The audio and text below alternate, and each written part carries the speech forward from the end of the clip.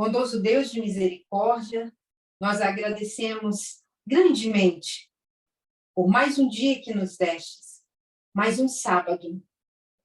Nós agradecemos por esse dia especial de estudo da Tua Palavra e pedimos, Senhor, que se faça presente o Teu Santo Espírito entre nós, para que tenhamos o entendimento correto, conforme a Tua vontade. Nós agradecemos por toda a possibilidade de estudo que o Senhor nos dá hoje, revelando o vosso caráter.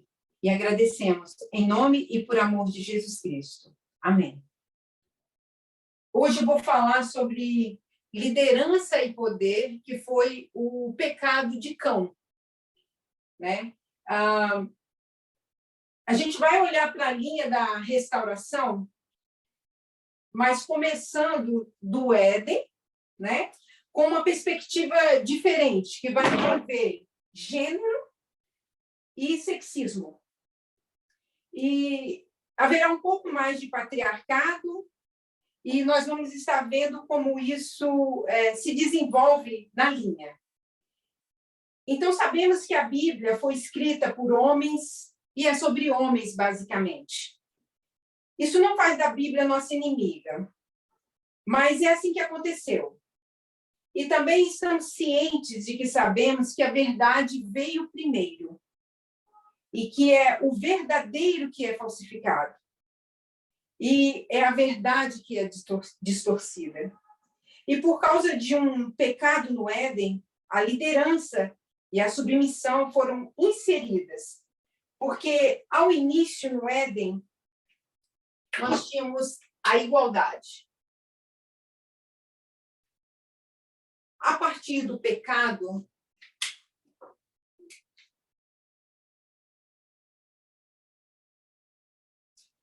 nós tivemos a submissão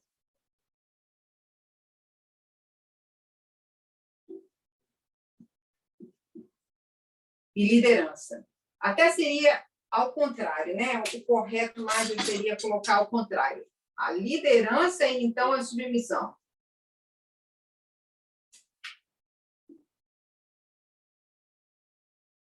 Porque para haver liderança, tem que haver submissão.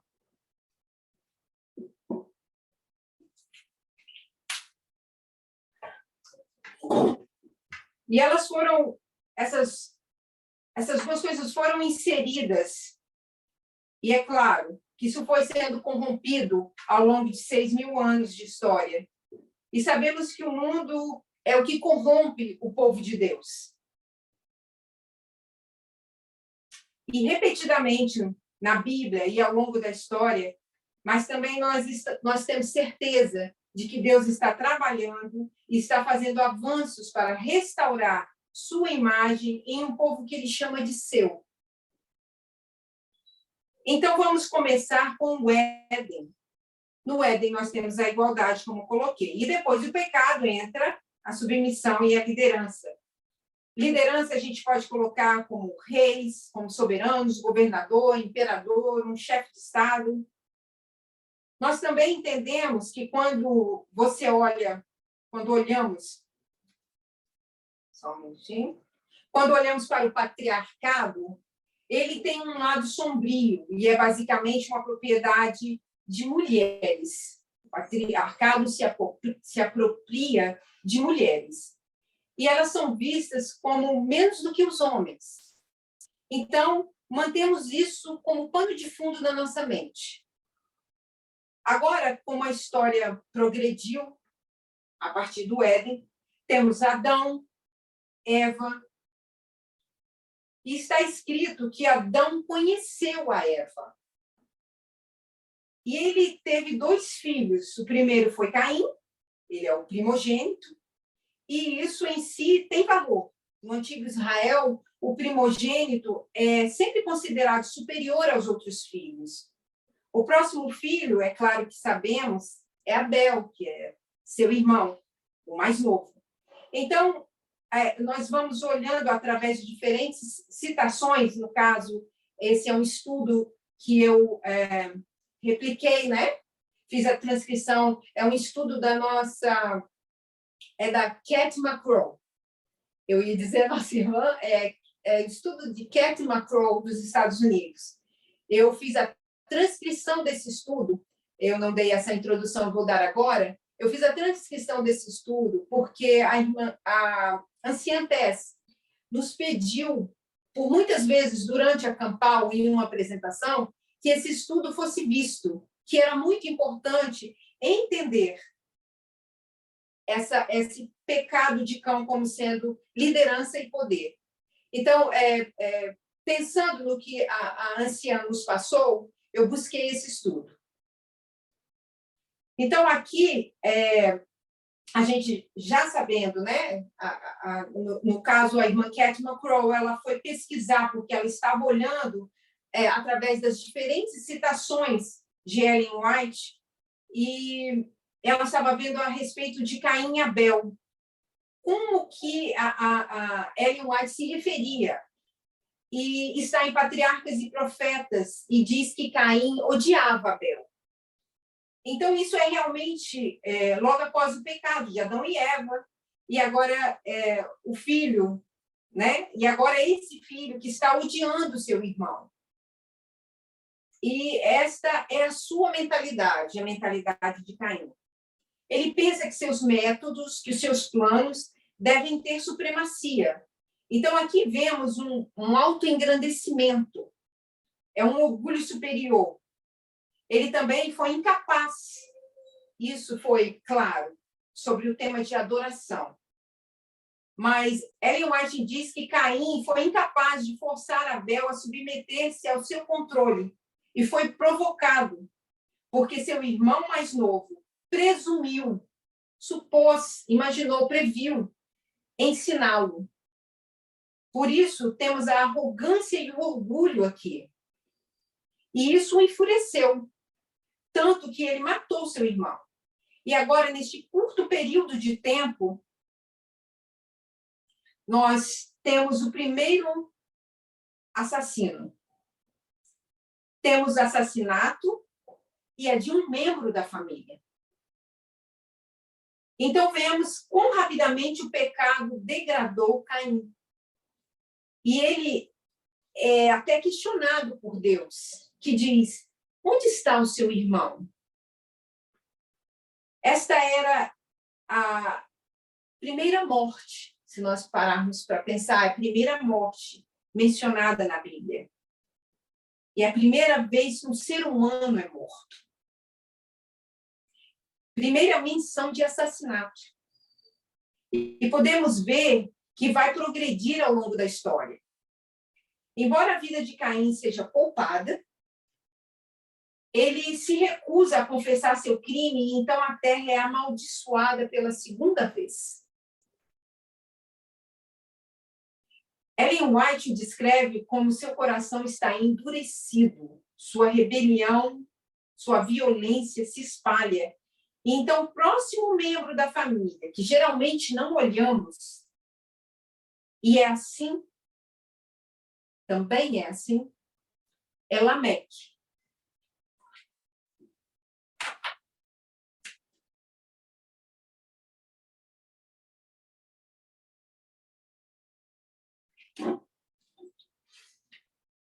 E eu vou colocar aqui de Caim, né? Que ele foi o primogênito.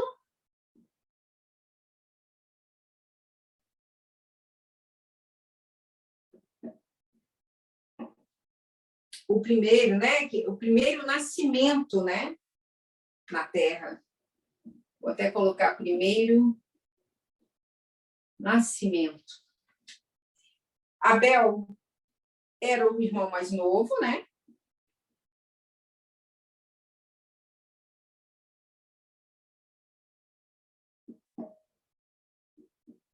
Mais novo. E nós tivemos, primeiro, né? Assassinato.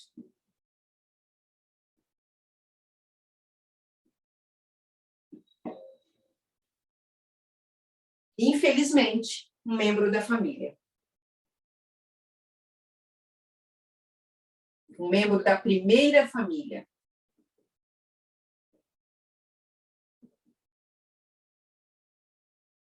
O assassinato não seria bom com ninguém, mas como tudo estava acontecendo pela primeira vez,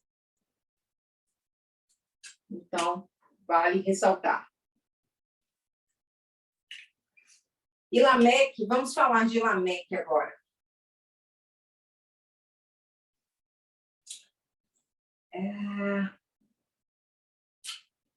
E nós vamos falar de Lameque. O Lameque é a quinta geração de Adão. Ele toma 2 esposas. Então, agora temos, passando de uma esposa, marido e mulher, como foi instituído por Deus, para 2 esposas. Ou companheiro e companheira, né? Na Bíblia, vamos colocar marido e mulher, mas vamos colocar com a nossa visão de hoje, companheiro e companheira. Passou para 2 esposas. É a primeira menção à poligamia. E quando você olha para as palavras, nós vamos ver bem isso, a gente vai precisar da Bíblia, tá, irmãos, para esse estudo. Nós podemos ir em Gênesis 4:19, por favor.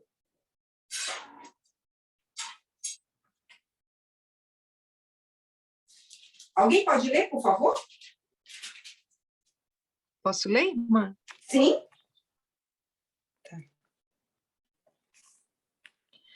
E tomou Lameque para si 2 mulheres. O nome de uma era Ada, e o nome da outra, Zilá. Sim. Então, a gente vê aí que está bem claro que ele tomou, ele literalmente tomou. A definição da palavra significa que ele se apoderou, que ele apossou-se, ou até mesmo que ele roubou ou usurpou, mas aqui ele se apoderou, ele se apossou, para que dele fosse. As mulheres não tinham escolha. E agora, com a primeira menção de poligamia, sabemos que é baseado em um ranking hierárquico de homens sobre mulheres, e, portanto, uma poligamia patriarcal. Muitas vezes, trata as esposas como um pouco mais do que propriedade, porque tantos versículos da Bíblia para o Antigo... Por que tantos versículos da Bíblia para o Antigo Israel e até mesmo religiões pagãs valorizam o valor da virgindade da mulher? É porque é deles. Ela é vista como propriedade. Se ela perder isso por vontade, por conta própria, ou ela é tomada contra sua própria vontade e perde a virgindade, ela é agora considerada propriedade danificada. E é por isso que a lei levítica tinha que, se uma jovem virgem estuprada, o homem tem que se casar com ela. Porque, na verdade, sua verdadeira salvação é se casar agora.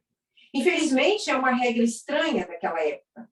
Mas quando você vê isso, como esse era o único curso na vida para a mulher, era se casar e ter crianças, se você é considerada um produto danificado, é uma pena que você seja considerada, então, um fardo.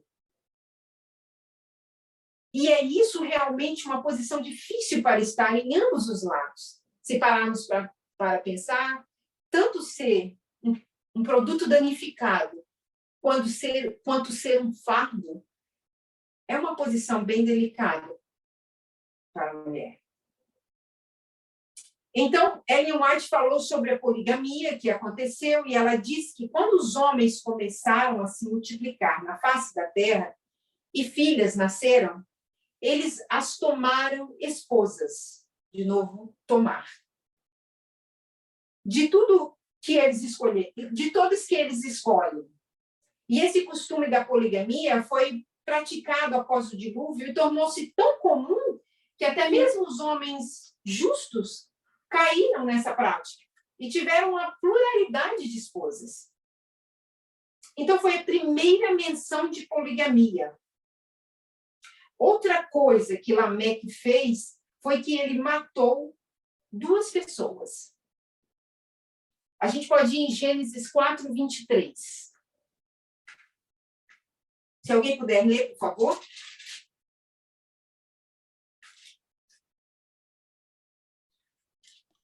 Posso ler? Sim? E disse Lameque às suas mulheres, Ada e Zilá: ouvi a minha voz, vós, mulheres de Lameque, escutai as minhas palavras, porque eu matei um homem por me ferir e um jovem por me pisar. Uhum. Nós temos um assassinato e ele matou um homem e um jovem. A primeira pessoa que ele matou foi um homem, e ele foi ferido naquela batalha. Nessa luta. E então ele matou um jovem ou uma criança, né? A gente não sabe bem porque aí fala um jovem, pode ser também ou uma criança. E ele ficou machucado. Mas o ponto é que vemos aqui que ele matou 2 pessoas. Foram 2 assassinatos. E a violência está aumentando. A ilegalidade está aumentando. E ele também vangloriou-se, porque ao passar para suas esposas o que aconteceu, ele está passando de uma forma a se vangloriar pelo que ele fez. E nós vamos voltar a ver sobre isso. Então, eu vou colocar aqui sobre Lameque, que, em primeiro lugar, através de Lameque veio a poligamia.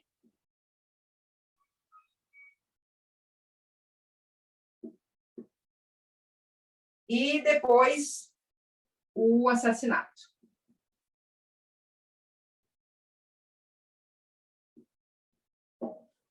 E nós vemos que ele mata 2 pessoas. Um homem e um jovem.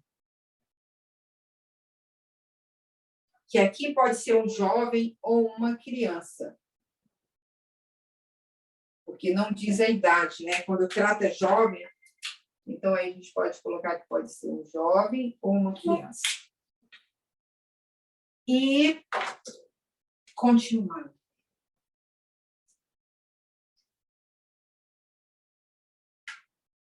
Ellen White diz que as pessoas antes do dilúvio, elas tinham um grande intelecto que foi pervertido.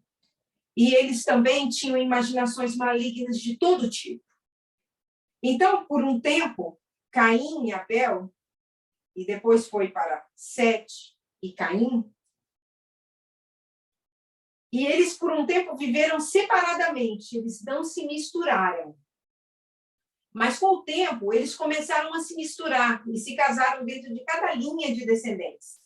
E assim, os filhos de Sete tornaram-se depravados como os filhos de Caim. E o pecado se espalhou pela terra. E Deus chegou ao ponto em que teve que limpar a terra.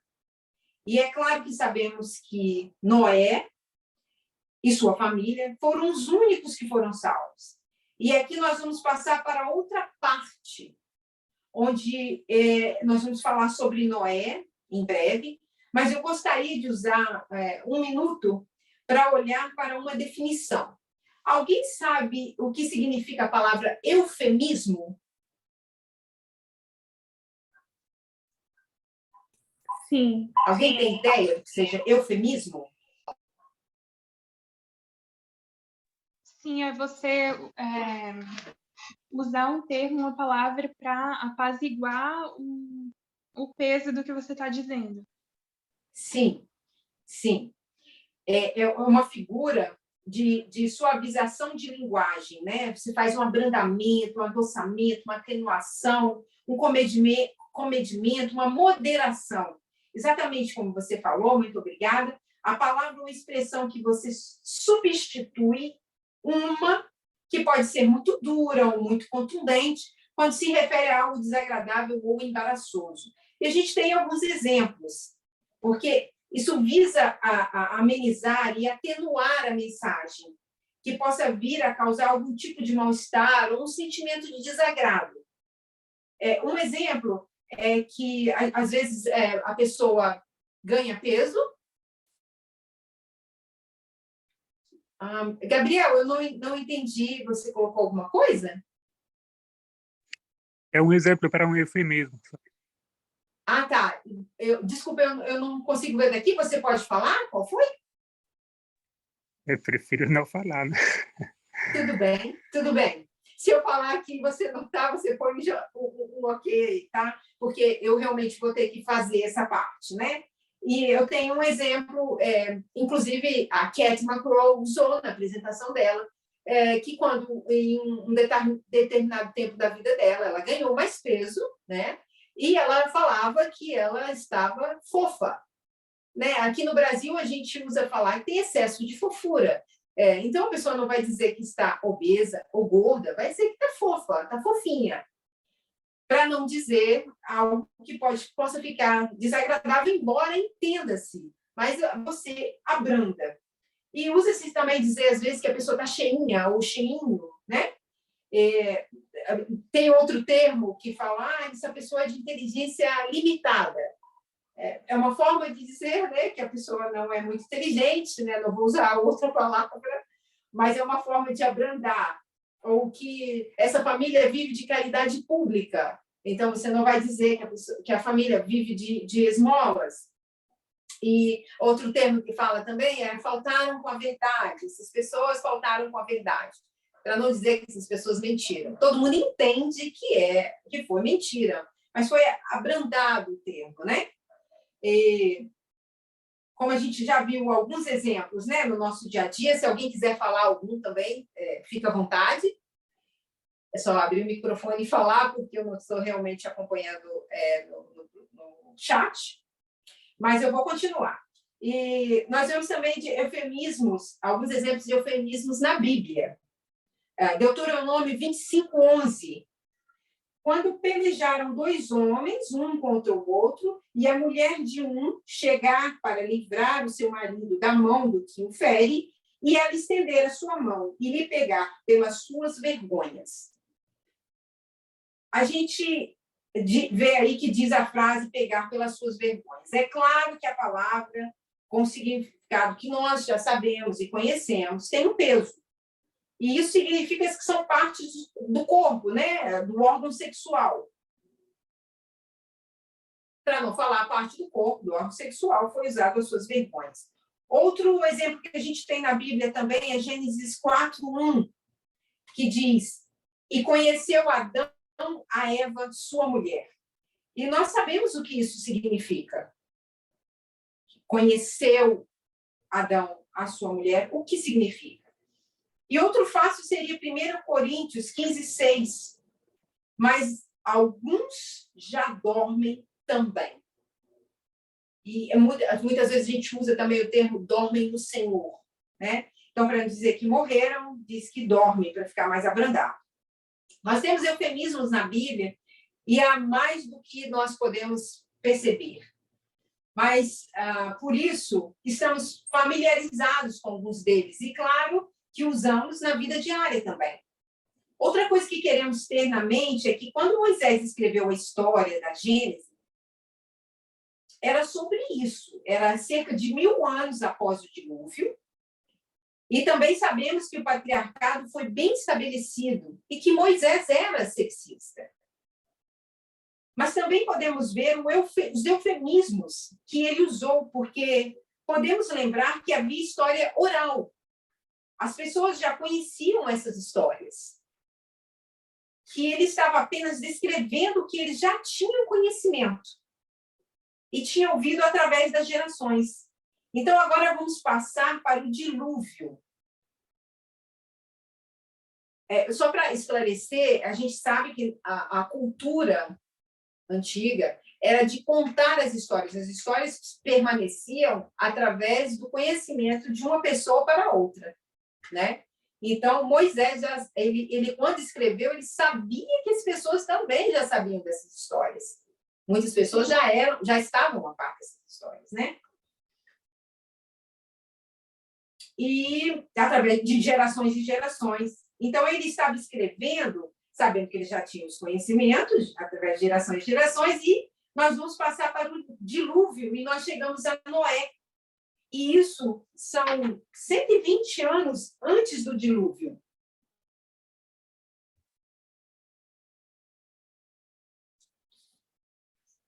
É quando toda a mistura e o aumento de pecado, era o tempo de provação deles.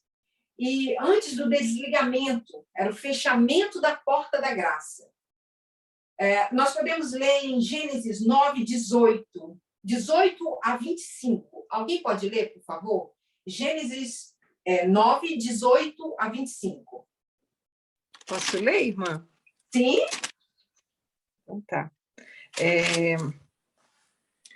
E os filhos de Noé, que da arca saíram, foram Sem, Cão e Jafé. E Cão é o pai de Canaã. Estes 3 foram os filhos de Noé, e destes se povoou a terra. E começou Noé a ser lavrador da terra, e plantou uma vinha, e bebeu do vinho, e embebedou-se, e descobriu-se no meio de sua tenda. E viu Cão, o pai de Canaã, a nudez do seu pai, e fê-lo fazer a ambos seus irmãos no lado de fora. Fê-los saber. Então, tomaram Sem e Jafé uma capa e puseram-na sobre ambos os seus ombros, e indo virados para trás, cobriram a nudez do seu pai, e os seus rostos estavam virados de maneira que não viram a nudez do seu pai.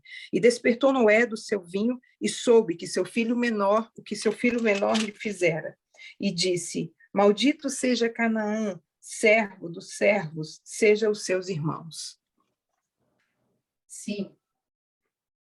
Então, nós vemos que antes mesmo, né, do dilúvio, 120 anos antes, como eu falei, já era a aprovação, o tempo de provação deles, né, para o fechamento da porta da graça. Havia toda a maldade, né, todo tipo de maldade em todos os pensamentos. Como, obrigada, Rose, acabou de ler para a gente, que quais foram os filhos de Noé, né, que saíram da terra, foi Sem, Cão e Jafé. E vale ressaltar que logo se diz que Cão é pai de Canaã. Não está se falando aqui sobre genealogia, mas logo no início é dito, e Cão é o pai de Canaã. Esses são os 3 filhos de Noé, e deles era toda a terra, toda a propagação a Noé. O Noé começou a ser marido, né? E plantou vinhas. Nisso vai tempo, porque para as vinhas crescerem. E então ele bebeu vinho e embriagou-se.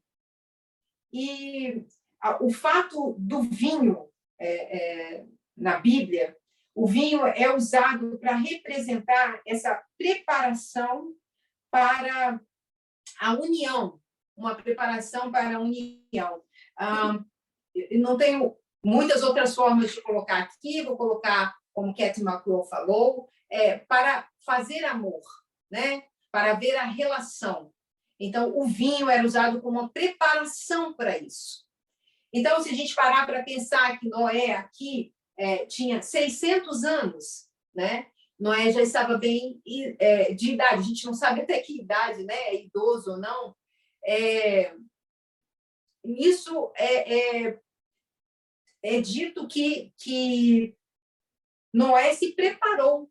Ele bebeu vinho porque ele se preparou para algo, né? E ele acabou passando da conta e embriagou-se.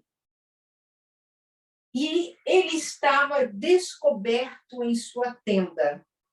Ele estava, por assim dizer, em nudez, né? sem estar coberto em sua tenda. Irmã? E Cão, oi? Rapidinho. É interessante que no início é dito, no versículo que você falou, no 18, que ele é o pai de Canaã. E quando ele vai receber a maldição, é dito também que ele que seja maldito Canaã, servo dos servos aos seus irmãos. Então, é bem destacado aí, né? E nós vamos chegar lá, né? Então, Noé, nessa situação, por ter se embriagado, ele está descoberto em sua tenda. E Cão, fala novamente, o pai de Canaã, viu a nudez de seu pai e disse a seus 2 irmãos, Sem e Jafé, eles pegaram uma capa e colocaram essa capa sobre os homens e foram com os rostos virados. Então, eles não estavam olhando, eles não estavam vendo, eles estavam de rostos virados. E cobriram a nudez de seu pai. Seus rostos estavam para trás. E eles não viram a nudez de seu pai. E Noé acordou. Acordou de seu vinho e sabia que seu filho mais novo tinha feito a ele. E ele disse, ele amaldiçoou. E amaldiçoou a Cão a tornar-se servos dos servos. Quando a gente faz uma leitura superficial, pode ser muito confuso e nós podemos injetar o nosso próprio entendimento, já que há muitos eufemismos nessa história. Então, vamos começar com o versículo 18. E é interessante que Cão é sempre anunciado como pai de Canaã, desde o início da história. E isso deve ter se destacado para vocês, para nós. E por que ele é mencionado assim? Por que é mencionado isso? E como a Ketty estava estudando, há um método de contar histórias, como já disse, né, do Israel Antigo, que só um minutinho. Há um método do Israel Antigo de contar história que eles dizem que te dão uma pista, ou uma dica, no início da história, sobre o que vai acontecer no final da história. Isso soa como algo que estamos familiarizados, como alfa e ômega. O início e o fim. Do primeiro e do último. Então, agora está sendo feita uma distinção para nós mantermos nossos olhos abertos para por que ele disse essas coisas. Por que Moisés disse essas coisas? Sempre relatou de Cão como o pai de Canaã. Porque ele menciona Canaã aqui, né? Porque neste momento não há filhos. Sabemos que eles saíram da África, então sabemos também que dentro dessas imagens, dessa história, nós podemos ter em mente que há um colapso do tempo, onde você pode ter, como acontece em Mateus, que fala sobre Jesus ser um bebê. Então, no próximo, você já sabe que Jesus, na próxima fala sobre Jesus, você já sabe que Jesus tem 30 anos e ele está fazendo um ministério. E não é nada. Então, há um lapso de tempo nessa história. No caso de Noé, diz que ele descobriu-se dentro de sua tenda. E isso é um eufemismo. E quando você olhar na Bíblia, em inglês, são 4 palavras, mas na concordância é apenas uma.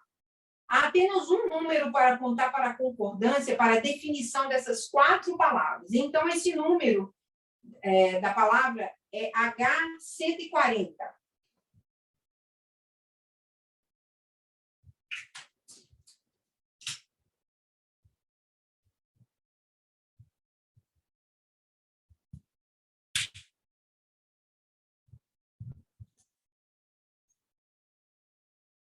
E,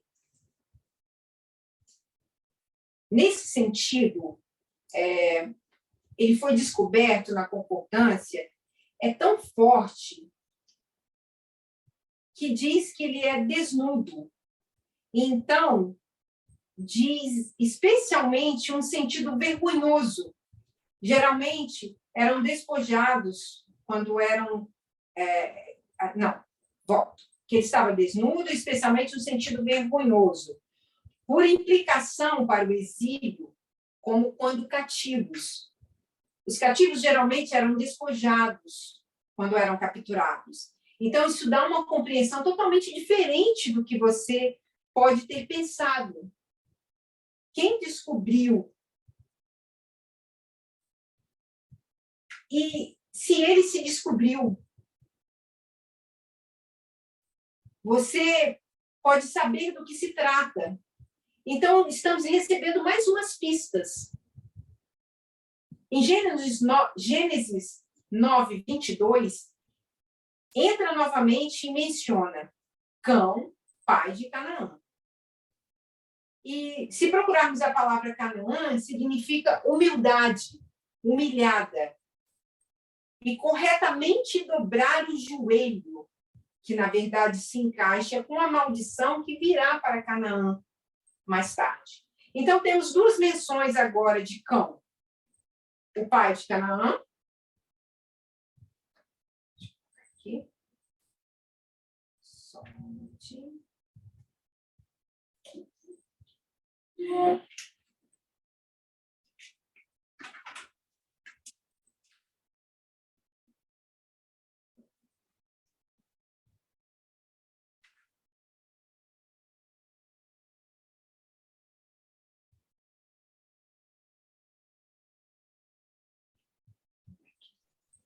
E o Oi. H140 era qual palavra?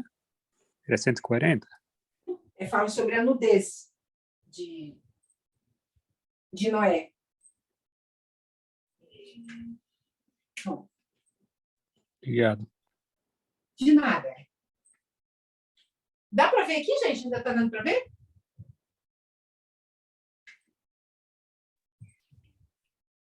Sim, dá sim. Tá dando para ver? Tá. Estou me atrapalhando aqui, mas você tá.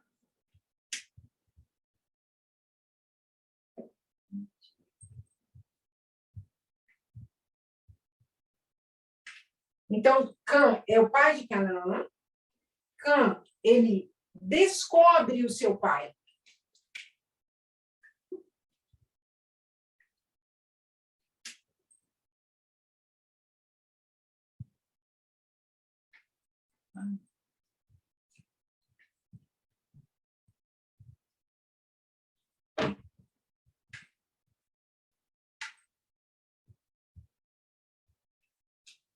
E nós vamos adiante para falar mais sobre isso.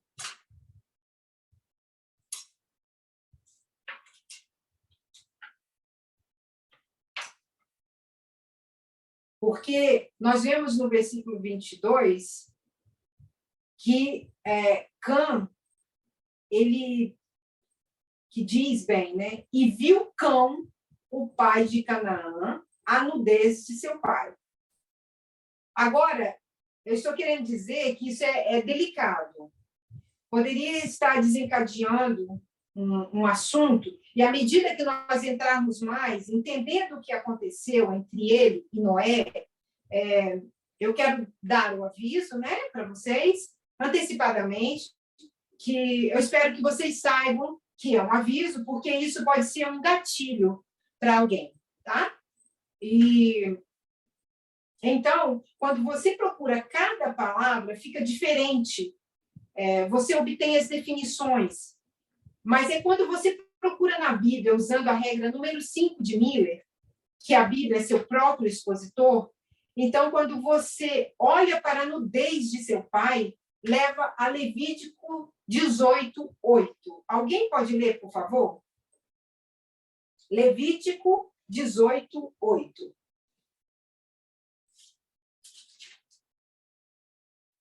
Eu posso. Sim, por favor. Não descobrirás a nudez da mulher de teu pai. É nudez de teu pai. Então, a nudez da mulher de teu pai é a nudez do teu pai. Isso está descrevendo um incesto materno. E agora estamos vendo claramente como este não foi um ato homossexual entre Noé e Cão. Isso foi uma violação contra sua mãe. Continua dizendo, então, que Cão se gabou disso para seus irmãos que estavam do lado de fora da tenda. Isso mostra que Cão ainda está na tenda, porque fala sobre uma separação de uma parede, um muro, vamos colocar assim. Ele fica dentro da tenda, isso faria uma borda, né? E as mãos de um lado na tenda, e os outros estão fora. E ele está se gabando de dentro da tenda a seus irmãos. Que a esposa, ele está, a seus irmãos. E a parede da tenda está separando-os. Então, Cão está dentro da tenda, está falando para os seus irmãos se gabando. A gente volta aqui a fazer a comparação do que aconteceu com Lameque, que quando Lameque está contando do feito dos assassinatos, Ellen White coloca que ele está se gabando. Aqui, quando Cão está falando da nudez de seu pai, que, na verdade, aqui a gente está entendendo que é de sua mãe, ele está se gabando. E os irmãos que estão do lado de fora não estão vendo. A tenda os está separando. Então, vemos aqui que a esposa, sem nome, de Noé, junto com as esposas, sem nome, dos filhos, estão disfarçadas e escondidas de nós. E ainda assim são nossos pais comuns. Os nossos pais para essa nova terra, essa nova criação. Isso é logo após o dilúvio. E ainda assim, ela é violentada. E nem sequer é nomeada na história. Então, os irmãos decidem. E vocês sabem que nós já lemos o que os irmãos fazem. Os irmãos decidem que eles não vão entrar. E eles não entram na tenda. Eles literalmente... Alguém quer falar? Muito forte realmente, Lara. Dá um sentimento assim muito forte realmente. Então, nós não vamos entrar literalmente e ver literalmente que eles não entraram, mas a gente já leu isso, né? Que eles... eu já falei sobre isso, né? Que eles entraram com o rosto virado para trás. Eles não veem. Mas, se você entender o eufemismo, eles também não participaram do ato. Eles não participaram desse horrível ato que Cão fez. Por isso, é um literal e um eufemismo para ter relação sexual, ou literalmente vendo alguém nu. Então, podemos supor que quando Noé parte disso, fica sabendo do que aconteceu, ele parte disso para levar em consideração de que esse ato de Cão, esse é um ato que feriu uma mulher. A mulher não é sequer mencionada, mas quem toma as dores é o pai.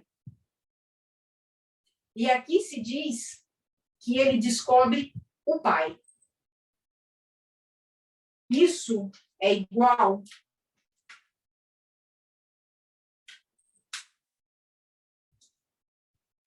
ao incesto maternal.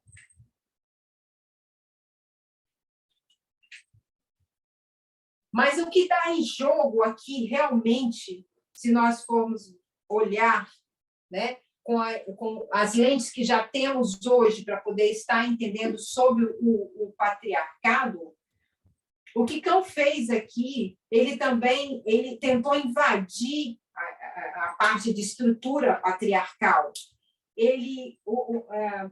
Quando Moisés acorda e diz que sabia o que seu filho mais novo tinha feito com ele, é aqui que muitas pessoas ousam dizer, querem dizer que foi um ato homossexual.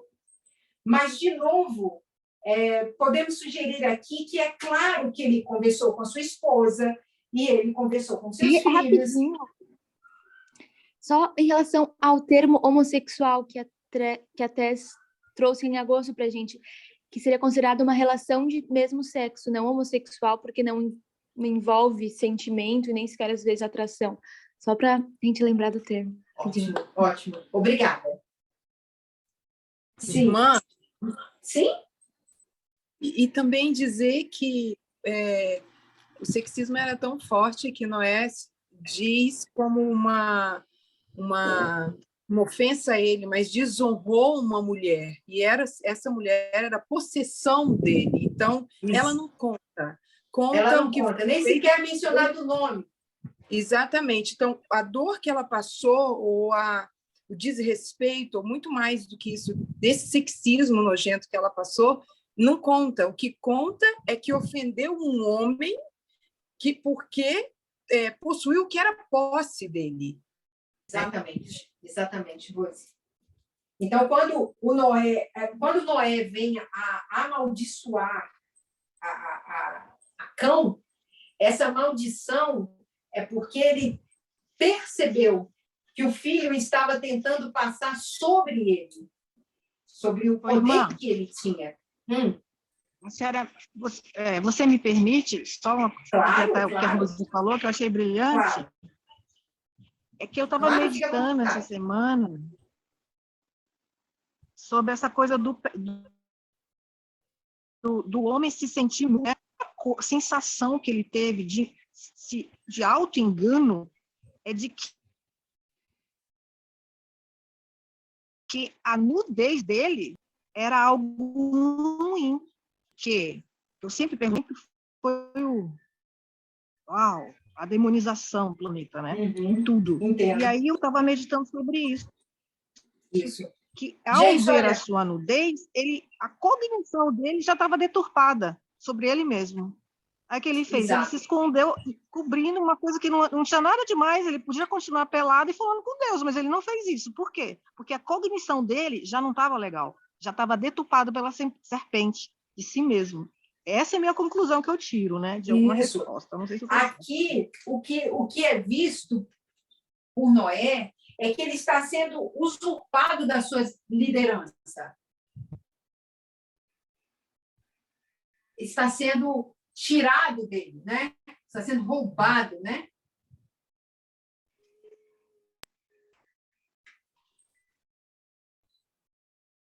Está sendo tirado uma possessão que ele tinha.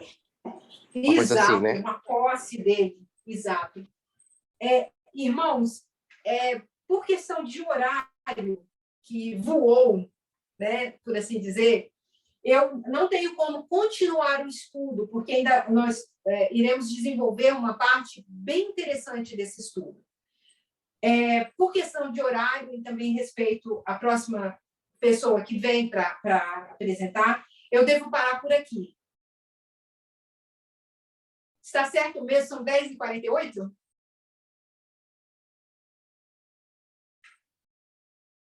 Eu chego a duvidar que já é esse horário.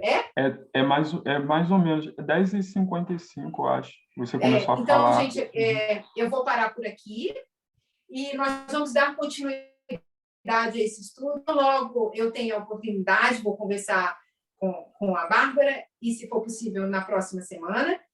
A gente vai dar continuidade a esse estudo que foi tão recomendado pela Anciã Tess. E tem toda uma grande importância porque ela está recomendando isso para nós nesse momento. E para mim vai ser um prazer poder continuar esse estudo. Se possível, na semana que vem, vou conversar com a Bárbara. Se alguém tem algo para falar neste momento, assim, bem rapidamente, por favor.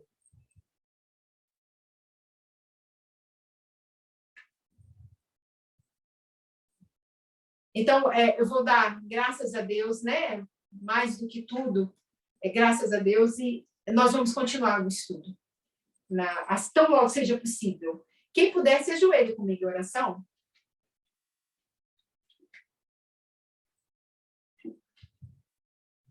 Maravilhoso Deus de misericórdia.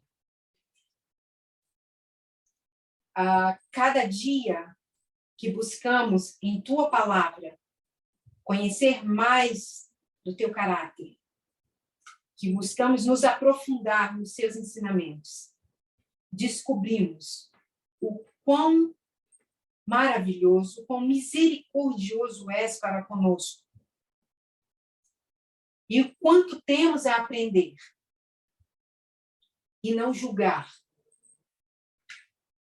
E quanto temos que nos respeitar. E quanto temos que ver a feiura do sexismo e lutar contra ele. E nós só poderemos mudar estudando, buscando, como nos dá o conselho, o bom conselho, os nossos anciãos. Que busquemos os estudos, que busquemos conhecer mais do vosso caráter, através dos ensinamentos já nos dados. Senhor, tira de nós o sexismo. Ajuda-nos a ter força para isso. Está muito entranhado desde o início do mundo. Mas nós temos a esperança e o grande poder que vem de Cristo, o vosso Espírito Santo conosco, em nosso coração, que é de pedra, transformando-o em carne, para vermos a feiura do sexismo e procurarmos sair dele. Que nós possamos ajudar cada vez mais as nossas queridas, próximas, que precisam de nós. Que tenhamos cada vez mais paciência umas com as outras. E os homens para conosco, e todos uns com os outros, mas que nós possamos levantar as mulheres neste momento. Agradecemos, Senhor, pela bênção deste momento no teu santo sábado, tão lindo dia que hoje se faz. É triste, mas é necessário para aprendermos e conhecermos de ti. Nós te agradecemos e pedimos por tudo, em nome e por amor de Jesus. Amém.